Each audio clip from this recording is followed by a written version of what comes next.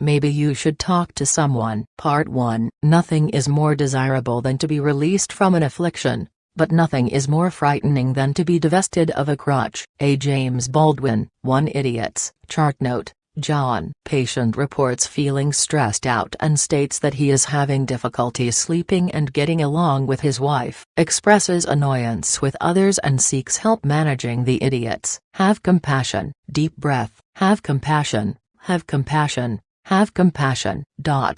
I'm repeating this phrase in my head like a mantra as the 40-year-old man sitting across from me is telling me about all of the people in his life who are idiots. Why, he wants to know, is the world filled with so many idiots? Are they born this way? Do they become this way? Maybe, he muses, it has something to do with all the artificial chemicals that are added to the food we eat nowadays. That's why I try to eat organic, he says, so I don't become an idiot like everyone else. I'm losing track of which idiot he's talking about, the dental hygienist who asks too many questions, none of them rhetorical, the coworker who only asks questions, he never makes statements, because that would imply that he had something to say, the driver in front of him who stopped at a yellow light, no sense of urgency, the Apple technician at the Genius bar who couldn't fix his laptop. Some genius. John, I begin, but he's starting to tell a rambling story about his wife. I can't get a word in edgewise,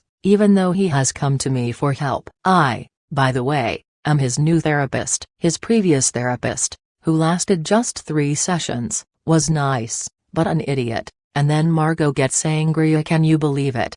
He's saying, but she doesn't tell me she's angry. She just acts angry. And I'm supposed to ask her what's wrong. But I know if I ask, she'll say, ain't nothing, the first 3 times, and then maybe the 4th or 5th time she'll say, you know what's wrong, and I'll say, no, I don't, or I wouldn't be asking. He smiles. It's a huge smile. I try to work with the smiley anything to change his monologue into a dialogue and make contact with him.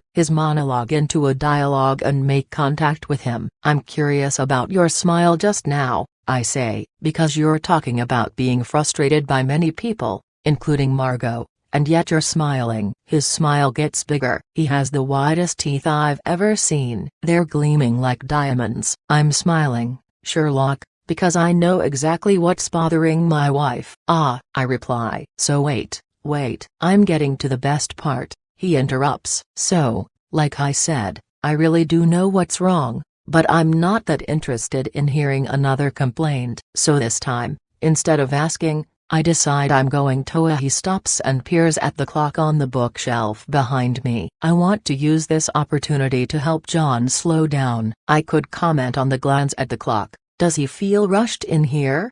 Or the fact that he just called me Sherlock, was he irritated with me? Or I could stay more on the surface in what we call the content of the narrative he's telling and try to understand more about why he equates Margot's feelings with a complaint. But if I stay in the content, we won't connect at all this session, and John, I'm learning, is somebody who has trouble making contact with the people in his life. John, I try again. I wonder if we can go back to what just happened. Oh, good, he says, cutting me off. I still have 20 minutes left, and then he's back to his story. I sense a yawn coming on, a strong one, and it takes what feels like superhuman strength to keep my jaw clenched tight. I can feel my muscles resisting, twisting my face into odd expressions, but thankfully the yawn stays inside. Unfortunately, what comes out instead is a burp, a loud one, as though I'm drunk. I'm not.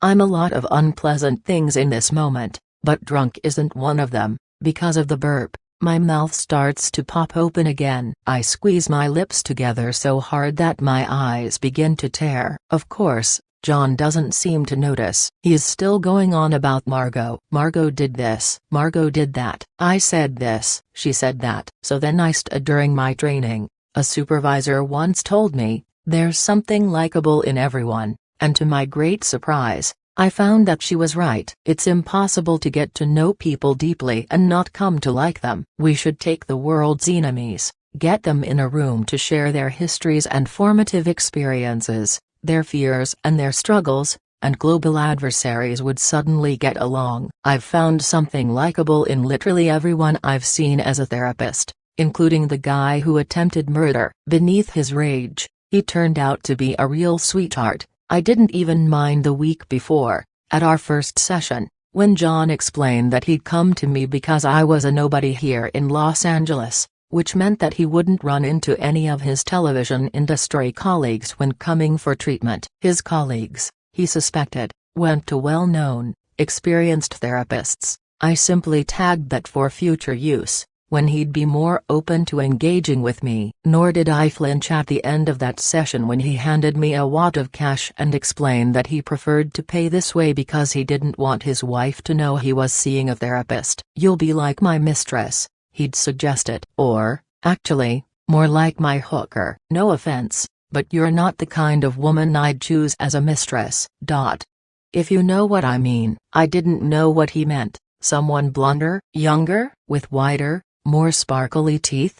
But I figured that this comment was just one of John's defenses against getting close to anybody or acknowledging his need for another human being. "Haha, my hooker," he said, pausing at the door. "I'll just come here each week, release all my pent-up frustration, and nobody has to know." Isn't that funny? Oh, yeah, I wanted to say, super funny. Still, as I heard him laugh his way down the hall, I felt confident that I could grow to like John. Underneath his off-putting presentation, something likably even beautiful was sure to emerge. But that was last week. Today he just seems like an asshole with spectacular teeth. Have compassion, have compassion, have compassion. I repeat my silent mantra, then refocus on John. He's talking about a mistake made by one of the crew members on his show, a man whose name, in John's telling, is simply the idiot. And just then, something occurs to me.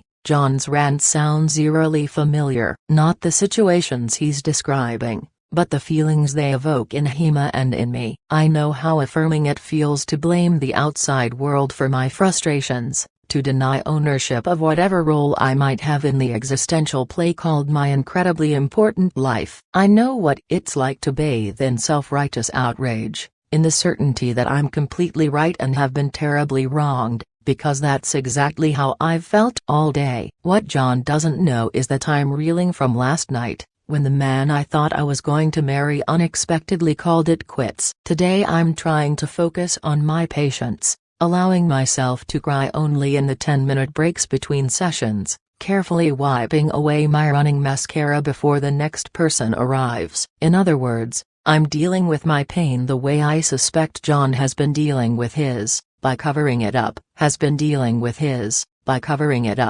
therapist, I know a lot about pain, about the ways in which pain is tied to loss. But I also know something less commonly understood, that change and loss travel together. We can't have change without loss, which is why so often people say they want change but nonetheless stay exactly the same. To help John, I'm going to have to figure out what his loss would be, but first, I'm going to have to understand mine. Because right now, all I can think about is what my boyfriend did last night. The idiot. I look back at John and think, I hear you, brother. Wait a minute, you might be thinking, why are you telling me all this? Aren't therapists supposed to keep their personal lives private? Aren't they supposed to be blank slates who never reveal anything about themselves? Objective observers who refrain from calling their patient's name as a even in their heads. Besides, aren't therapists, of all people, supposed to have their lives together? On the one hand, yes, what happens in the therapy room should be done on behalf of the patient,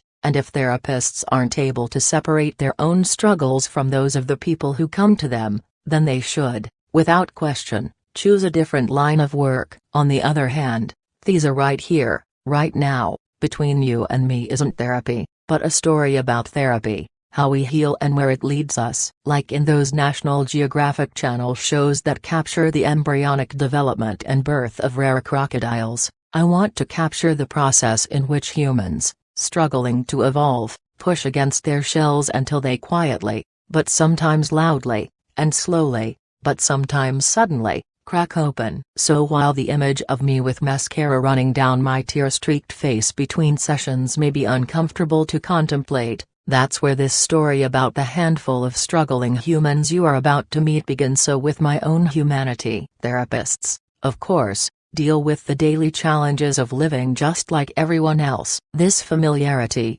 in fact, is at the root of the connection we forge with strangers who trust us with their most delicate stories and secrets. Our training has taught us theories and tools and techniques, but whirring beneath our hard-earned expertise is the fact that we know just how hard it is to be a person, which is to say, we still come to work each day as ourselves with our own sets of vulnerabilities, our own longings and insecurities, and our own histories. Of all my credentials as a therapist, my most significant is that I'm a card-carrying member of the human race. But revealing this humanity is another matter. One colleague told me that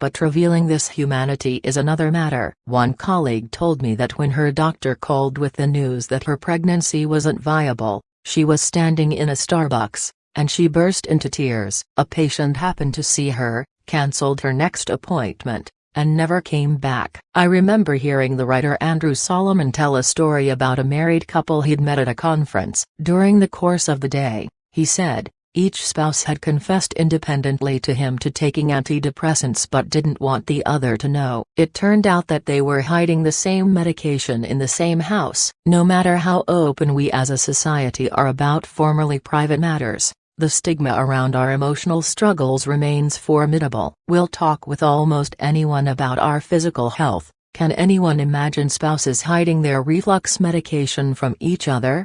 Even our sex lives, but bring up anxiety or depression or an intractable sense of grief, and the expression on the face looking back at you will probably read, "Get me out of this conversation pronto." But what are we so afraid of? It's not as if we're going to peer in those darker corners, flip on the light, and find a bunch of cockroaches. Fireflies love the dark too. There's beauty in those places. But we have to look in there to see it. My business, the therapy business, is about looking, and not just with my patients. A little discussed fact: therapists go to therapists. We're required, in fact, to go during training as part of our hours for licensure so that we know firsthand what our future patients will experience. We learn how to accept feedback, tolerate discomfort, become aware of blind spots, and discover the impact of our histories and behaviors on ourselves and others. But then we get licensed, people come to seek our counsel and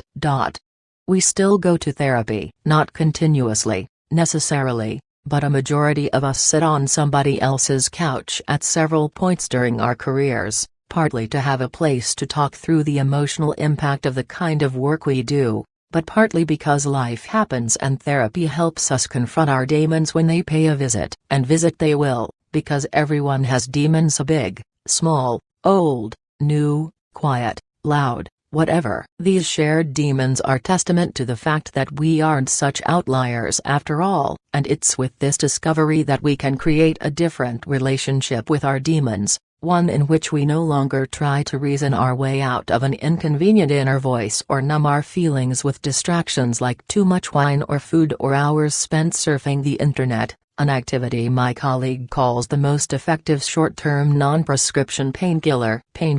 One of the most important steps in therapy is helping people take responsibility for their current predicaments, because once they realize that they can, and must, construct their own lives, they're free to generate change. Often, though, people carry around the belief that the majority of their problems are circumstantial or situational, which is to say, external. And if the problems are caused by everyone and everything else, by stuff out there, why should they bother to change themselves? Even if they decide to do things differently, won't the rest of the world still be the same? It's a reasonable argument. But that's not how life generally works. Remember Sartre's famous line, "Hell is other people"? It's true, yeah, the world is filled with difficult people, or, as John would have it, idiots. I'll bet you could name 5 truly difficult people off the top of your head right now. Some you assiduously avoid, others you would assiduously avoid if they didn't share your last name. But sometimes, more often than we tend to realize, those difficult people are us. That's right, sometimes hell is us. Sometimes we are the cause of our difficulties. And if we can step out of our own way,